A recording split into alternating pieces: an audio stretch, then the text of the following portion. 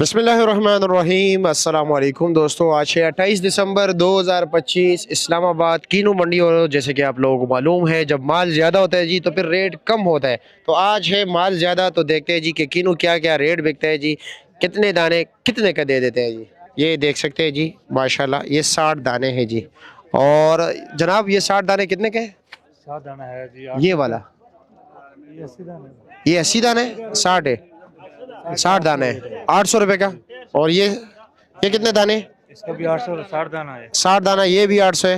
ये 80 दाना है। ये 80 दाने, 700 रेट है। इसका क्या रेट है? 700 700 रुपया। 80 दाने का 700 जी। और 60 दाने का 800। 48 दाना नहीं रखे? 48 दाना वो सामने है, उसका क्या रेट है? उसका 900। 900 रुपया। जी। चलो जी, ठीक हो गया जनाब, बहुत शुक्रिया आपका। ये क्या रेट है? जूस वाला 80, 350, 400। 350 भी कम दे रहे हो या नहीं दे रहे हो सर? ये फाइनल है। अच्छा जी। और इसके साथ वाला ये कौन? ये 80 दाना 400 का है। ये इससे ज़रा बेहतर है उस। अच्छा जी। और ये 60 दाने, ये क्या रेट है?